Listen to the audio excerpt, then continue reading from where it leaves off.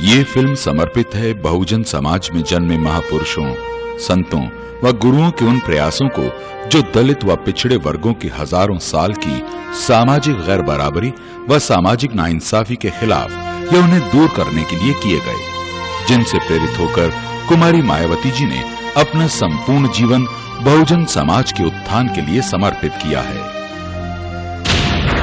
सामाजिक परिवर्तन की प्रतीक आयरन लेडी कुमारी मायावती समाज में लगातार होने वाले बदलावों की गाथा है और ये इतिहास जहां व्यक्तियों को प्रभावित करता है, वहीं ये भी सच है कि व्यक्ति भी अपने कार्यों और विचारधारा से इतिहास को प्रभावित करते रहे हैं। भारतीय संदर्भ में महात्मा गौतम बुद्ध ने बदलावों का एक ऐसा सिलसिला शुरू किया जिसने सिर्फ भारत को ही नहीं बल्कि पूरी दुनिया को प्रभावित किया। उस घटना को बीते सदियां गुजर गईं और इतिहास का ये लंबा सफर आज उस मुकाम पर पहुंचा है जहां उत्तर प्रदेश की 3 बार मुख्यमंत्री बन चुकी कुमारी मायावती जी पूरे भारत में सामाजिक परिवर्तन का प्रतीक बन गईं और जिस कड़ाई और दृढ़ता से वे जीवन के हर पहलू में मूलभूत परिवर्तन कर रही हैं, उसकी वजह से लोग उन्हें सम्मान से आयरन लेडी के नाम से पुकारने लगे हैं। ये सब आने वाले भारत के इतिहास के पन्ने में सुनहरे अक्षरों में लिखा जाएगा।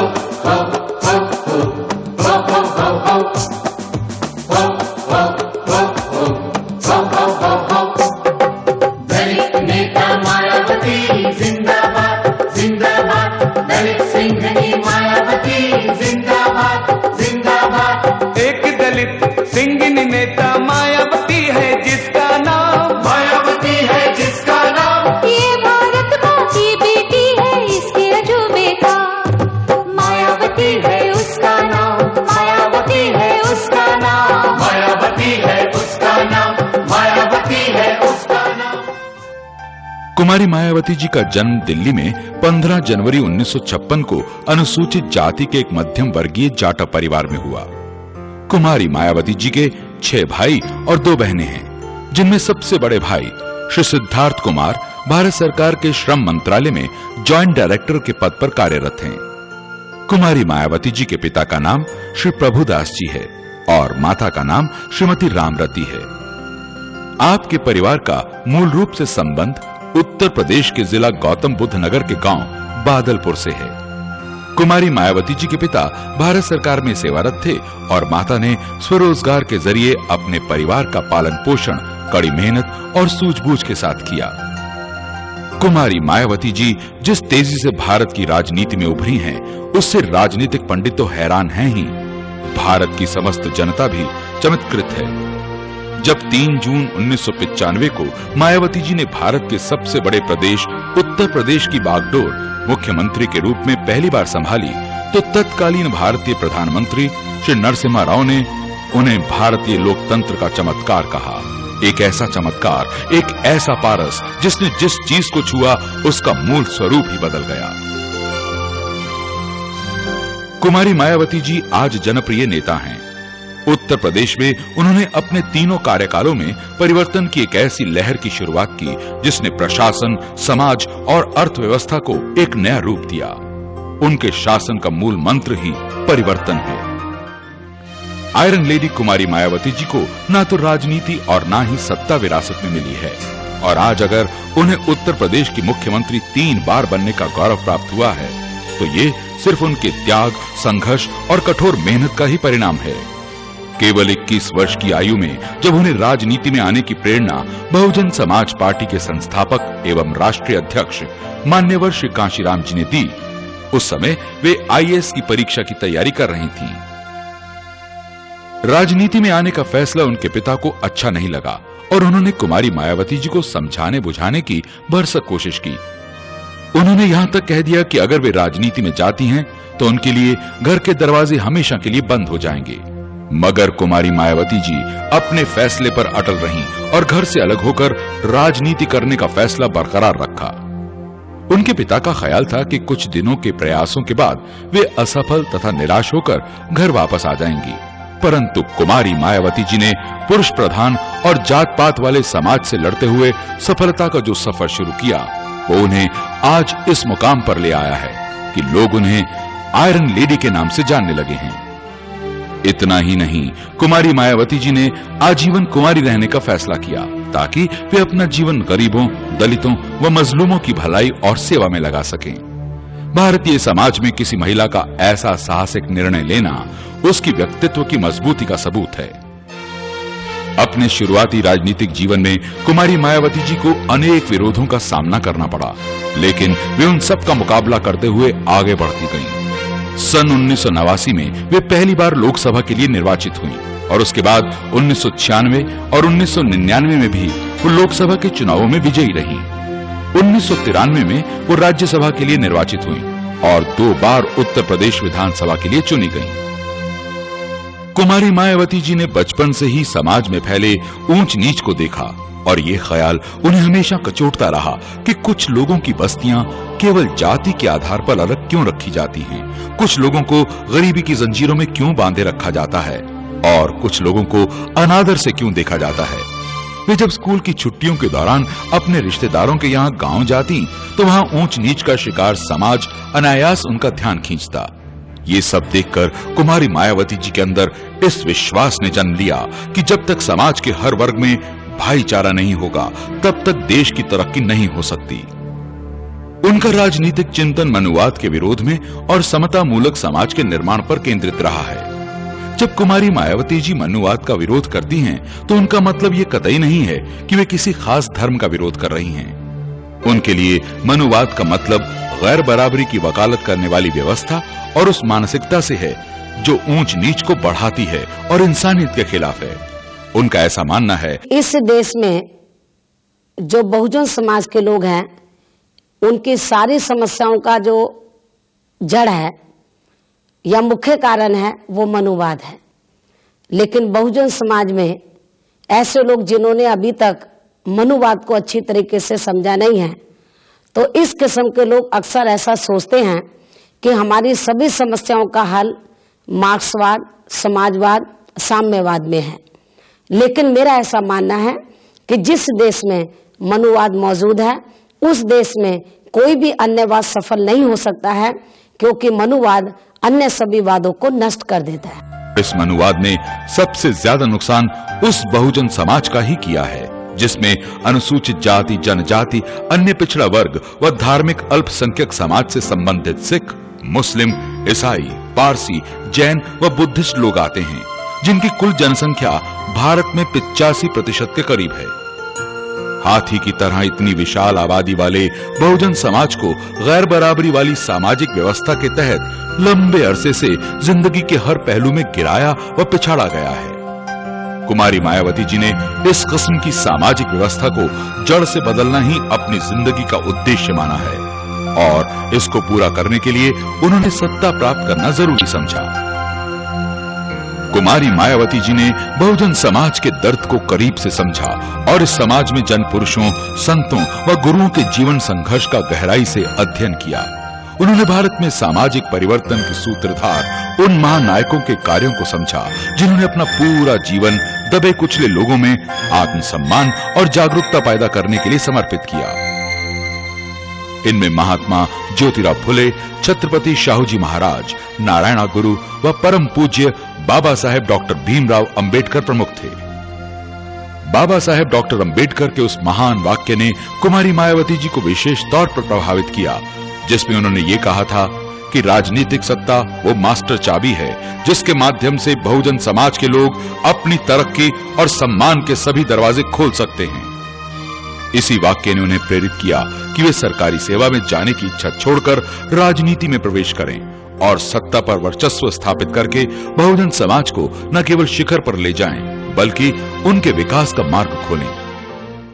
राजनीतिक सत्ता के बिना हम इस देश में जो गैर बराबरी के आधार पर जो सामाजिक व्यवस्था बनी है तो उसको हम नहीं बदल सकते, सामाजिक परिवर्तन नहीं कर सकते।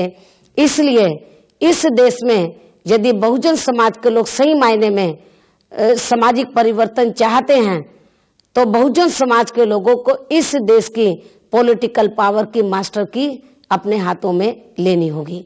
और यही बात बाबा साहब डॉक्टर अंबेडकर ने अपने जीते जी बहुजन समाज के लोगों को सलाह के तौर पर कही थी।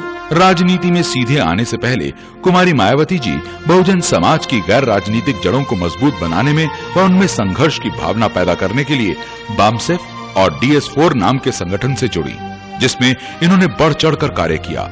इसके बाद इन्होंने बहुजन समाज पार्टी में शामिल होकर सक्रिय राजनीति में प्रवेश किया। इन तीनों संगठन के जन्मदाता मान्यवर श्री कांशीराम जी हैं, जिनका जन्म पंजाब राज्य के रोपड़ यानी आज के रूपनगर जिले के ख्वासपुरा गांव में एक दलित परिवार में हुआ। 6 दिसंबर 1978 को बामसेफ और 6 दिसंबर 1981 को DS4 की स्थापना करने के बाद दिनांक 14 अप्रैल 1984 को मान्यवर श्री कांशीराम जी ने बहुजन समाज पार्टी का गठन किया और उसकी एकमात्र राष्ट्रीय उपाध्यक्ष कुमारी मायावती जी को बनाया। मान्यवर कांशीराम जी ने कुमारी मायावती जी के व्यक्तित्व में एक योग्य और समर्पित उत्तराधिकारी की भी झलक देखी। अनेक विरोधों के बावजूद वे दृढ़ता से कुमारी मायावती जी को आगे बढ़ने का मौका देते रहे और उनकी प्रेरणा व सहयोग की बदौलत कुमारी मायावती जी भारत के सबसे बड़े प्रदेश उत्तर प्रदेश की मुख्यमंत्री 3 बार बनने में सफल हुई। कुमारी मायावती जी ने राजनीतिक सत्ता को केवल एक जरिया समझा है और सत्ता रूपी मास्टर चाबी के माध्यम से वे केवल दलितों को ही नहीं बल्कि सारे समाज के हर वर्ग को तेजी से परिवर्तित कर रही हैं। सामाजिक परिवर्तन के लिए राजनीतिक सत्ता को मैं एक माध्यम मानकर चलती हूं और मैं इस बारे में ये सोचती हूं कि बड़े से बड़ा पद अथवा सत्ता हासिल करना मेरा मुख्य लक्ष्य नहीं है। ये तो माध्यम है उस बदलाव का तथा उस सामाजिक परिवर्तन का जो हम लाना चाहते हैं। हम ऐसा परिवर्तन चाहते हैं जिसमें दलितों को, मजलूमों को, अति पिछड़े वर्ग के लोगों को, धार्मिक अल्पसंख्यक समाज के लोगों को और महिलाओं को स्वाभिमान व सम्मान पूर्वक जीने का अवसर मिले। यही सपना था संविधान के रचयिता बाबा साहेब डॉक्टर अंबेडकर का और उन महान समाज सुधारकों का जिन्होंने बहुजन समाज की स्थिति में सम्मानजनक परिवर्तन के लिए विपरीत परिस्थिति के बावजूद लड़ाई जारी रखी। वर्ष 1995 में पहली बार जब कुमारी मायावती जी सत्ता में आईं, तो उन्होंने सामाजिक व प्रशासनिक परिवर्तनों से उत्तर प्रदेश की तस्वीर पूरी तरह से बदल दी। उन्होंने सभी वर्गों के विकास को अपनी जिम्मेदारी समझा, लेकिन इसके साथ ही उनका यह भी मानना है कि जो लोग सामाजिक, आर्थिक व शैक्षिक क्षेत्र में ज्यादा पिछड़े हुए हैं, उनका खास ख्याल रखा जाना चाहिए। उन्होंने प्रशासन में एक नई सामाजिक चेतना जगाई और अधिकारियों को सख्ती से ये सोचने पर मजबूर किया कि प्रशासन की जिम्मेदारी उन लोगों के लिए सबसे ज्यादा है जो विकास से सबसे दूर हैं। उन्होंने सरकारी जमीन को भूमिहीन लोगों में बांटा ताकि दलित व कमजोर तबकों का विकास हो सके। इस योजना के फलस्वरूप भारी संख्या में भूमिहीन लोग जमीन के मालिक बने और उनकी आर्थिक प्रगति के नए मार्ग खुले। यह अभियान उनके हर कार्यकाल में तेजी से चलाया गया। भूमि के पट्टों को दलित व कमजोर तबकों तक पहुंचाने के लिए उन्होंने कानूनों को बदला और पट्टा करने का अधिकार तहसीलदारों को दिया। केवल इतना ही नहीं, उच्च न्यायालय की इजाजत से उन्होंने पट्टों के मामलों को निपटाने के अदालती अधिकार उप जिलाधिकारियों को दिए ताकि पट्टे के मामले स्थानीय स्तर पर ही तय किए जा सकें और इसके लिए जरूरतमंदों को मंडल मुख्यालय, लखनऊ या कोर्ट कचहरी के चक्कर न लगाने पड़े। भूमि सुधारों को तेजी से आगे बढ़ाते हुए कुमारी मायावती जी ने पट्टों की जमीनों पर दलितों को असल कब्जा दिलाने का ऐतिहासिक अभियान शुरू किया। उन्होंने जिला कलेक्टरों को सख्त हिदायत दी कि पट्टेदारों की जमीन से दबंगों का कब्जा न केवल तुरंत हटाया जाए, बल्कि जितने समय तक दबंगों ने किसी गरीब दलित की जमीन का फायदा उठाया है, उसके लिए उन पर जुर्माना भी लगाया जाए। इस अभियान से पहली बार दलित व कमजोर तबकों को जीवन का सहारा मिला और उन्हें विश्वास हुआ कि सही मायनों में उनकी अपनी सरकार सत्ता में आ गई है। जब से ये सरकार उत्तर प्रदेश में मायावती जी की आई, तब से जो है एक अभियान टाइप का चला। उसमें जितने पट्टेदार हमारे यहाँ थे ग्राम सभा में करीब 100-150 के लगभग सबको जो है एक तहसील से टीम बराबर आती रही और सारे पट्टेदारों को जो है जमीन नाप के जो है मौके पर दी गई। एक अन्य फैसला लेकर कुमारी मायावती जी ने ग्राम सभा की जमीन पर काबिज सभी अनुसूचित जाति जनजाति के लोगों को मालिकाना हक दे दिए और अदालतों में उनके खिलाफ बेदखली के तमाम मुकदमों को खत्म कर दिया। जिन लोगों ने ग्राम सभा की जमीन पर शुल्क ट्राइब के लोगों ने कब्जा कर लिया है, उनको उस जमीन का मालिक बना दिया जाए। जब उससे शुरू से लेकर 3 जून 1995 तक, लेकिन उसके बाद फिर मेरी सरकार ने वर्तमान में फैसला लिया कि 1 मई 2002 तक जिन शुल्क ट्राइब के लोगों ने ग्राम सभा की जमीन पर कब्जा कर लिया है, उसको मालिक बना दिया जाए। एक प्रकार से ये कदम उस नारे का नतीजा था जिसमें मान्यवर श्री कांशीराम जी ने बहुजन समाज से कहा था कि जो जमीन सरकारी है वो जमीन हमारी है। दलित व कमजोर तबकों के विकास में कुमारी मायावती जी का सबसे बड़ा योगदान और उपलब्धि डॉक्टर अंबेडकर ग्राम विकास योजना है, जिसके तहत उनके तीनों कार्यकालों में ऐसे 28,419 गांव चुने गए जिनमें दलितों की आबादी ज्यादा है। ऐसे गांवों में 11 प्रमुख विकास योजनाएं लागू की गईं, जिनके तहत अब तक लगभग 17,607 किलोमीटर पक्की सड़कों का निर्माण, 14,885 किलोमीटर नाली खड़ंजों का निर्माण, 5,22,099 स्वच्छ शौचालयों का निर्माण, 76,193 निःशुल्क बोरिंग, 98,564 स्वच्छ पेयजल हेतु नलकूप लगवाए गए एवं 6,43,272 आवासों का निर्माण, 5,549 प्राथमिक विद्यालयों का निर्माण, 2,44,034 परिवारों को स्वरोजगार, 2,97,624 वृद्धों को पेंशन तथा 1,58,616 विधवाओं को पेंशन दिया गया। इसके अलावा 12,196 गांवों में बिजली लाकर सदियों से अंधेरे में जीवन गुजारने वाले दलित व कमजोर तबकों के जीवन में रोशनी का इंतजाम किया। ना सरकार भूलेंगे, ना मायावती भूलेंगे, अम्बेडकर ग्राम के वासी। ना सरकार भूलेंगे, ना मायावती भूलेंगे, अम्बेडकर ग्राम के वासी।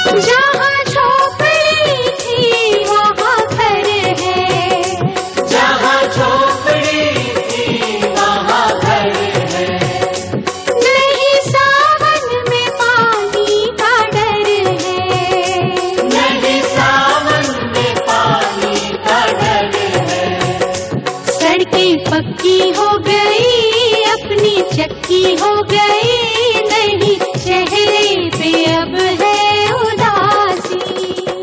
डॉक्टर अंबेडकर देहातों में अपर कास्ट के लोग भी रहते हैं। 50% में यदि अनुसूचित जाति और जनजाति के लोग हैं तो 50% में दूसरे समाज के लोग भी रहते हैं। जब इन देहातों का विकास होता है तो उसका लाभ केवल दलित और पिछड़े वर्ग के लोग ही नहीं उठाएंगे, अपर कास्ट के लोग भी उठाएंगे।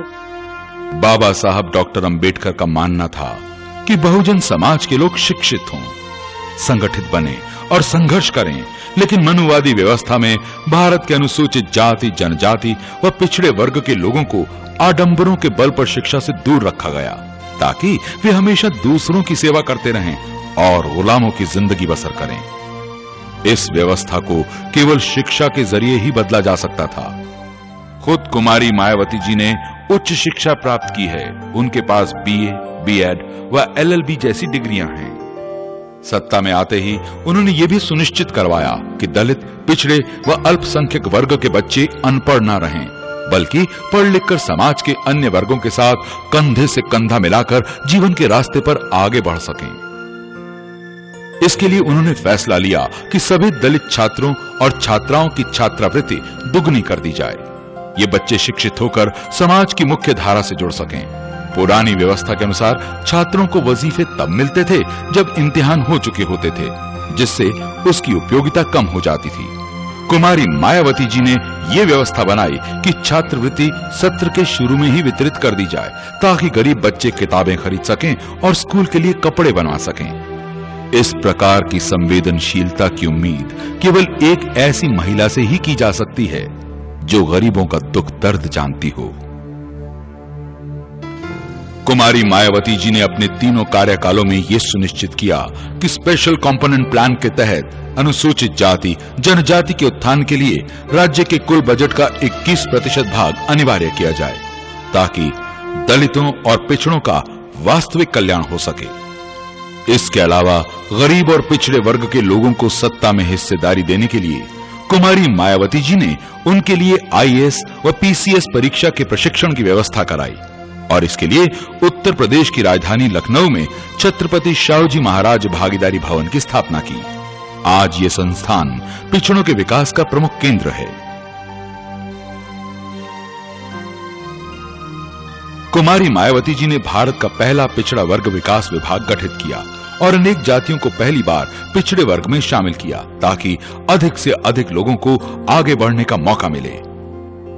उनके इन कार्यों से प्रसन्न होकर 25 जून 1998 को कोल्हापुर के महापौर ने कुमारी मायावती जी को राजश्री छत्रपति शाहूजी महाराज पुरस्कार से सम्मानित किया। महिलाओं की सामाजिक स्थिति को मजबूत बनाने हेतु कुमारी मायावती जी ने मेडिकल एवं इंजीनियरिंग कॉलेजों में 20% आरक्षण सुनिश्चित किया है। अल्पसंख्यकों का कल्याण कुमारी मायावती जी के लिए हमेशा महत्वपूर्ण रहा है। उन्होंने अपने हर कार्यकाल में अल्पसंख्यकों को जान माल और मजहब की सुरक्षा की गारंटी दी है। उनके कल्याण के लिए उन्होंने अलग से अल्पसंख्यक कल्याण विभाग का भी गठन किया और भारत में पहली बार अल्पसंख्यक छात्रों को वजीफा भी दिलाया। मार्च 2003 में कुमारी मायावती जी ने जैन समुदाय को अल्पसंख्यक वर्ग का दर्जा देते हुए उन्हें उन सभी सुविधाओं का हकदार बना दिया जो कि भारतीय संविधान में दी गई है। 1995 में जब विश्व हिंदू परिषद ने कृष्ण जन्मभूमि शाही मस्जिद पर महायज्ञ करने की कोशिश की, तो कुमारी मायावती जी ने कठोर फैसला लेकर किसी भी प्रकार का समझौता करने से इनकार कर दिया। इसी प्रकार 1997 में वाराणसी में एक विवादित कार्यक्रम की इजाजत भी उन्होंने नहीं दी, क्योंकि इस कार्यक्रम से सांप्रदायिक सौहार्द बिगड़ने का खतरा था। इस बात से इनकार नहीं किया जा सकता कि कुमारी मायावती जी के शासनकाल में मुस्लिम समाज के लोग पूरी तरह से सुरक्षित रहे और कुमारी मायावती जी पर उनको पूरा भरोसा रहा। जहां कुमारी मायावती जी ने दबे कुचले लोगों को न्याय देने का बीड़ा उठाया, वहीं उन्होंने समाज के अन्य वर्गों अर्थात सवर्णों को भी जिंदगी के हर पहलू में न्याय दिया।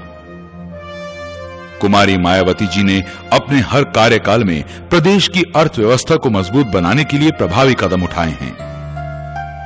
उन्होंने कठोर वित्तीय अनुशासन स्थापित किया और फिजूल खर्ची पर कड़ा नियंत्रण रखा, जिसकी वजह से कई वर्षों के बाद राज्य के आय और व्यय में संतुलन स्थापित हो सका और विकास के काम तेजी से बढ़ सके। और जहां तक उद्योगों का सवाल है, तीसरी बार मुख्यमंत्री बनते ही कुमारी मायावती जी ने उद्योगों के विकास के लिए एक आकर्षक उद्योग प्रोत्साहन नीति बनाई और 2,500 करोड़ रुपए के अत्यंत भव्य गौतम बुद्ध एक्सप्रेस वे के निर्माण के लिए निजी निवेशक के साथ अनुबंध कराया।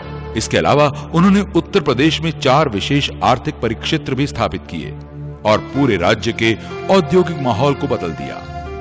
ये योजनाएं भारत में पहली बार लागू की गईं, जो कुमारी मायावती जी की दूरदर्शिता और कल्पनाशीलता का सबूत है।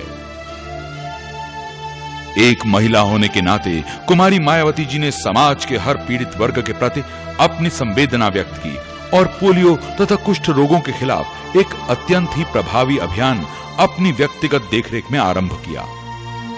उनके प्रयासों से प्रभावित होकर रोटरी इंटरनेशनल ने उन्हें अंतर्राष्ट्रीय पॉल हैरिस मेडल और फेलोशिप से भी सम्मानित किया।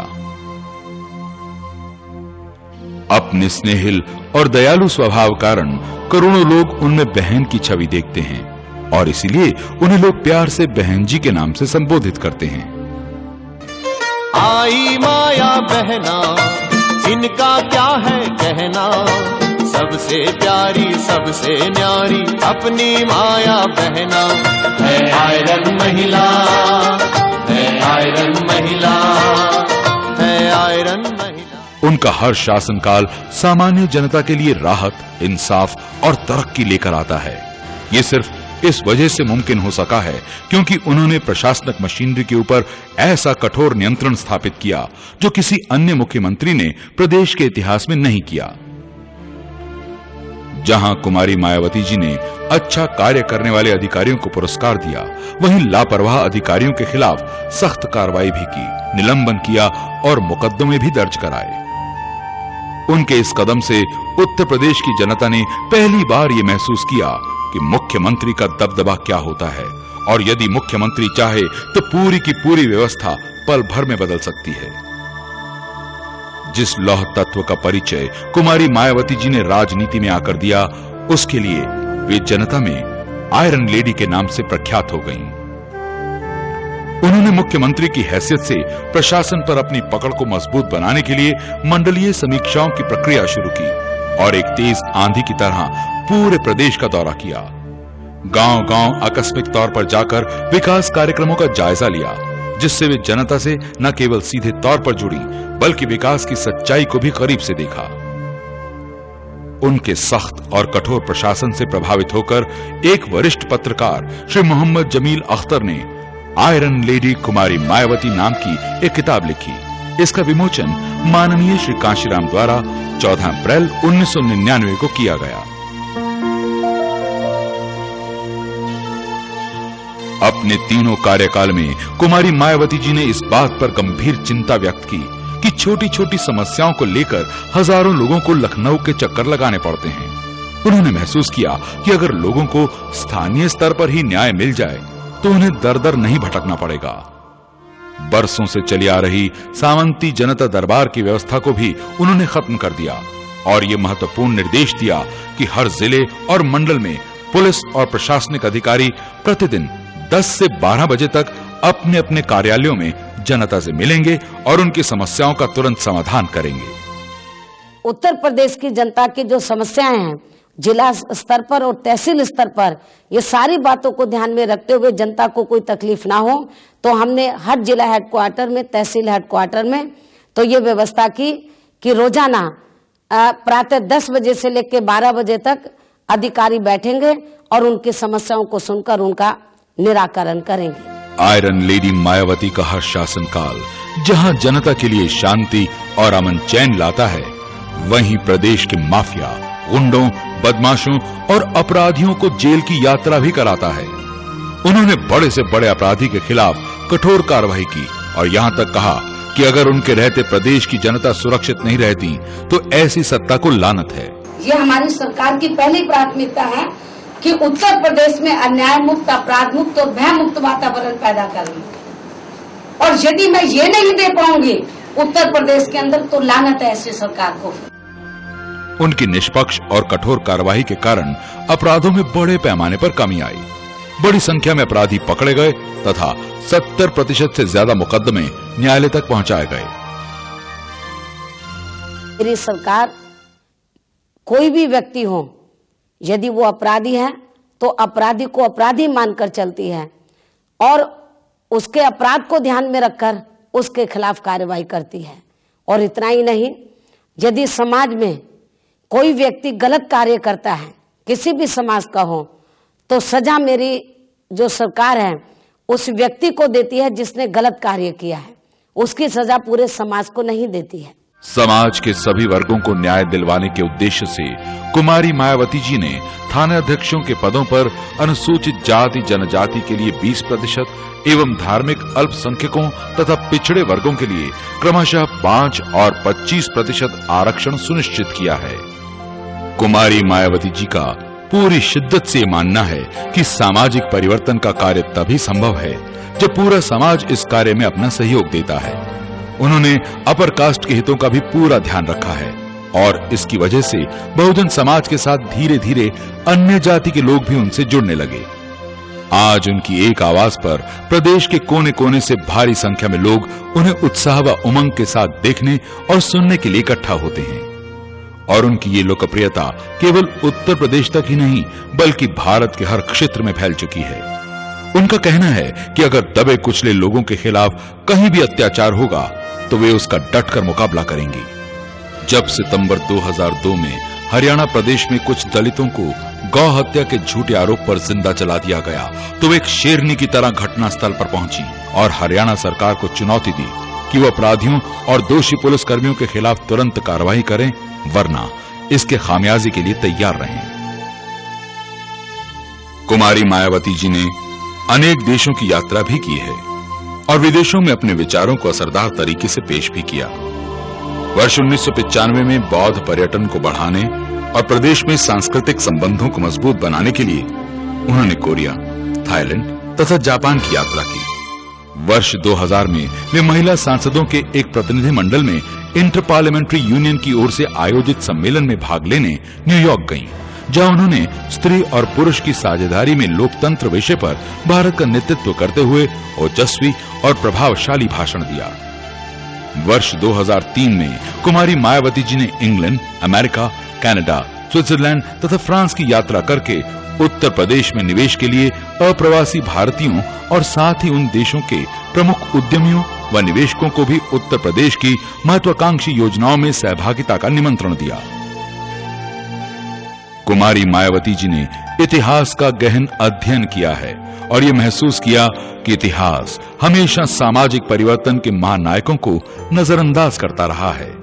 उन्होंने ये भी पाया कि बहुजन समाज में जन्मे महापुरुषों को सुनियोजित तरीके से केवल जातीय अथवा वर्ग विशेष का प्रतिनिधि बनाकर प्रस्तुत किया गया, जिससे इनके व्यक्तित्व की महानता समाज में कम महसूस हो और वे केवल जातीय नेता के रूप में जाने जा सकें। इसके लिए कुमारी मायावती जी ने इन महापुरुषों के असली संदेशों को जन जन तक पहुंचाने का बीड़ा उठाया, ताकि लोग उनके व्यक्तित्व और उनके सामाजिक योगदान से परिचित हो सकें।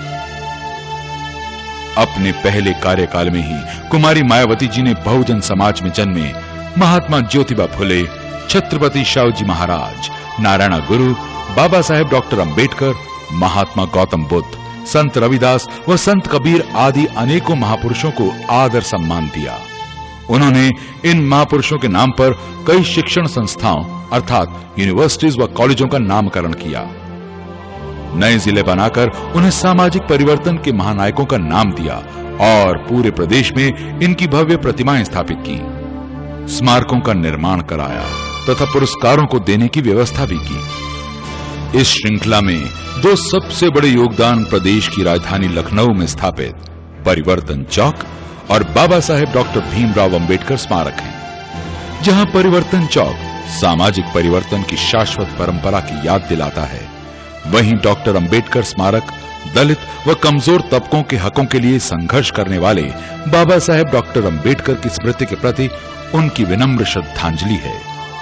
ये दोनों स्मारक आज पूरे भारत में दलितों, पिछड़ों, वंचितों व अल्पसंख्यकों के लिए तीर्थ बन चुके हैं और उनकी भावनाओं का केंद्र बन गए हैं। बाबा साहेब डॉक्टर अंबेडकर स्मारक जैसा भव्य निर्माण पूरे भारत में कहीं और देखने को नहीं मिलता। इस स्मारक का निर्माण लगभग 100 करोड़ रुपए की लागत से कराया गया है, जो कि 44 एकड़ में फैला हुआ है। इस स्मारक में डॉक्टर अंबेडकर के जीवन के विभिन्न आयामों को दर्शाते हुए 8 भव्य चित्र एक आर्ट गैलरी में प्रदर्शित हैं। स्मारक के गर्भगृह में डॉक्टर अंबेडकर की बैठी मुद्रा में एक विशाल प्रतिमा स्थापित है, जो उनके व्यक्तित्व की महानता एवं भव्यता को दर्शाती है। सबसे बड़ी बात तो ये है कि यह स्मारक कुमारी मायावती जी ने पूरी तरह से दिलचस्पी लेकर पूरा करवाया और जिसका लोकार्पण खुद उन्होंने अपने जन्मदिन के मौके पर 15 जनवरी 2003 को किया। उन्होंने आगरा यूनिवर्सिटी का नाम डॉक्टर अंबेडकर विश्वविद्यालय के रूप में रखा। इसी प्रकार कानपुर विश्वविद्यालय का नाम छत्रपति शिवाजी महाराज के नाम पर रखा गया। बरेली विश्वविद्यालय का नाम पिछड़े वर्ग से ताल्लुक रखने वाले सामाजिक परिवर्तन के पितामह महात्मा ज्योतिबा फुले के नाम पर रखा गया। उत्तर प्रदेश की राजधानी लखनऊ में विश्व प्रसिद्ध किंग जॉर्ज मेडिकल कॉलेज को मेडिकल यूनिवर्सिटी का रूप दिया और उसका नाम भी छत्रपति शिवाजी के नाम पर रखा। इतना ही नहीं, कुमारी मायावती जी ने उत्तर प्रदेश के भौगोलिक मानचित्र को भी परिवर्तित कर दिया और दलित महापुरुषों के नाम पर अनेक जनपदों की स्थापना की। मिसाल के तौर पर मुरादाबाद जिले से कुछ भाग को निकालकर महात्मा ज्योतिबा फुले के नाम पर नया जिला बनाया गया। फैजाबाद जिले से अंबेडकर नगर का गठन किया गया। वह सुल्तानपुर जिले के अमेठी क्षेत्र को छत्रपति शाहूजी महाराज नगर के रूप में जिला बनाने का साहसिक फैसला किया। बस्ती जनपद में से कबीरदास नगर गठित किया गया और भदोही जिले का नामकरण संत रविदास नगर के रूप में किया गया। उत्तर प्रदेश का वो हिस्सा जो अब उत्तरांचल में चला गया है, उसमें रुद्रप्रयाग, बागेश्वर, चंपावत के अलावा नैनीताल जिले में से पिछड़े वर्ग से ताल्लुक रखने वाले महान क्रांतिकारी शहीद उधम सिंह के नाम पर नया जिला बनाया। वर्तमान उत्तर प्रदेश में इन्होंने चंदौली, बलरामपुर, औरैया और बागपत जनपदों का गठन किया।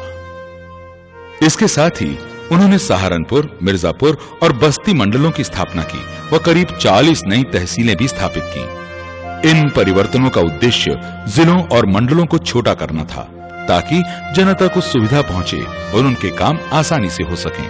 भारत में सामाजिक परिवर्तन के महानायकों के जीवन संघर्ष को भावी पीढ़ियों के लिए सुरक्षित रखने के लिए कुमारी मायावती जी ने लखनऊ में डॉक्टर अंबेडकर स्मारक के समीप ही 25 एकड़ में लगभग 60 करोड़ की लागत से एक प्रतिष्ठित डॉक्टर अंबेडकर भारतीय सामाजिक परिवर्तन साहित्य संस्थान एवं संग्रहालय का कार्य भी आरंभ कराया। इस संस्थान व संग्रहालय में दलित समाज के अनेक महापुरुषों की कृतियों, उनसे संबंधित वस्तुओं, चित्रों, पांडुलिपियों तथा प्रतिमाओं का अद्भुत एवं विलक्षण संग्रह होगा, जो समस्त भारत के लोगों को निरंतर इन महापुरुषों के संघर्ष एवं संदेश से प्रेरित करेगा। लखनऊ में डॉक्टर अंबेडकर स्मारक के निकट ही गोमती नदी के तट पर श्रीमती रमाबाई अंबेडकर की स्मृति में एक विशाल एवं आकर्षक पर्यटन स्थल स्थापित किया जा रहा है। इसमें श्रीमती रमाबाई अंबेडकर की एक भव्य प्रतिमा स्थापित की गई है तथा इसे इतना मनोरम बनाया जाएगा कि ये उत्तर प्रदेश के प्रमुख पर्यटन केंद्रों में से एक होगा। बहुजन समाज को शिक्षित करने के उद्देश्य से कुमारी मायावती जी ने लखनऊ में अनुसूचित जाति जनजाति के छात्रों को उच्च स्तरीय शैक्षणिक व आवासीय सुविधा उपलब्ध कराने के लिए 103 कमरों का एक विशाल छात्रावास निर्मित कराया, जिसका उद्घाटन उन्होंने डॉक्टर अंबेडकर के जन्म दिवस दिनांक 14 अप्रैल 2003 को किया। महात्मा गौतम बुद्ध ने भारत में सामाजिक गैर बराबरी और आडंबर के खिलाफ 2500 साल पहले अपनी आवाज उठाई थी। उनका धर्म भारत में तो समय के साथ कमजोर पड़ गया, लेकिन विश्व में उसका अच्छा विस्तार हुआ। सन 1956 में डॉक्टर अंबेडकर ने इस धर्म को अंगीकार करके भारत के दबे कुचले लोगों को स्वाभिमान से जीने का रास्ता दिखाया। वर्तमान में कुमारी मायावती जी ने महात्मा बुद्ध के संदेश को जन जन तक पहुंचाने का काम जिस गंभीरता और समर्पण की भावना से किया है, वो सराहनीय है।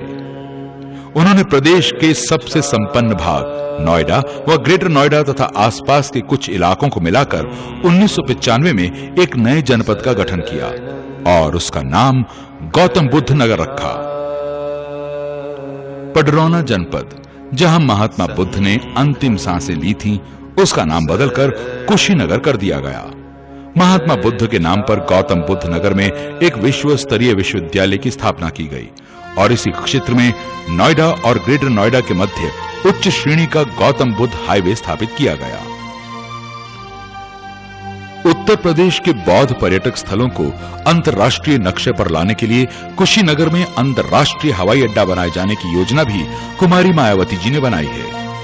महात्मा बुद्ध की मां महामाया के नाम पर भी एक नया जिला गठित किया गया।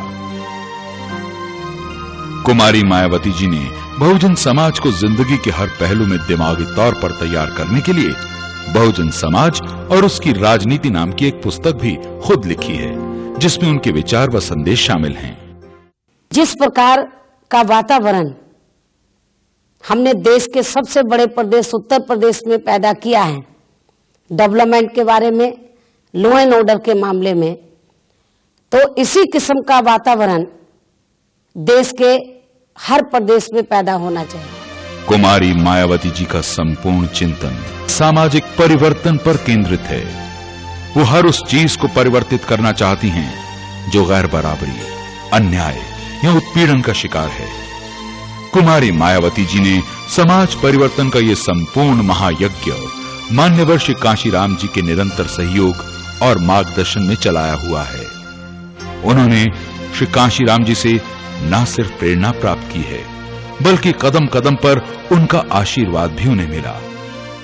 मान्यवर श्री कांशीराम जी को उनमें सामाजिक परिवर्तन के मिशन की सच्ची लगन दिखी और इसी को ध्यान में रखकर उन्होंने 15 दिसंबर 2001 को लखनऊ की एक विशाल महारैली में कुमारी मायावती जी को अपना राजनीतिक उत्तराधिकारी भी घोषित किया। कुमारी मायावती जी की विजय यात्रा जारी है। उनके लिए विजय का अर्थ किसी पद को पाना नहीं, बल्कि उस मिशन को पूरा करना है जिसको उन्होंने अपने जीवन का उद्देश्य समझा है। दिनांक 15 जनवरी 2003 को कुमारी मायावती जी ने अपने खुद के जन्मदिन के मौके पर बोलते हुए ये कहा था, जो मैंने अपनी जिंदगी का लक्ष्य रखा है कि मैं इस देश में जो करोड़ों दबे कुचले लोग हैं उनके हितों के लिए मैं संघर्ष करती रहूंगी, और ये मैंने अपनी जिंदगी में फैसला लिया है। और मैं आपको विश्वास दिलाना चाहती हूँ, मेरी जिंदगी का एक एक पल जब तक मैं जिंदा रहूंगी बहुजन समाज के हित में लगेगा। अपने इसी उद्देश्य को पूरा करने के लिए वे पूरी तेजस्विता और ओज के साथ समाज के हर हिस्से में परिवर्तन के बीज बो रही हैं और उन सपनों को साकार कर रही हैं जो महात्मा बुद्ध, संत कबीरदास, संत रविदास, महात्मा ज्योतिबा फुले, छत्रपति शाहूजी महाराज, नारायण गुरु और बाबा साहेब डॉक्टर अंबेडकर ने देखा था। भारत की जनता के लिए आज सामाजिक परिवर्तन की शाश्वत परंपरा की सबसे महत्वपूर्ण और मजबूत प्रतीक हैं, जिसे देश में अब आयरन लेडी बहन कुमारी मायावती जी के नाम से जाना जाता है। सबके साथी मायावती जिंदाबाद जिंदाबाद, मायावती जिंदाबाद जिंदाबाद जिंदाबाद।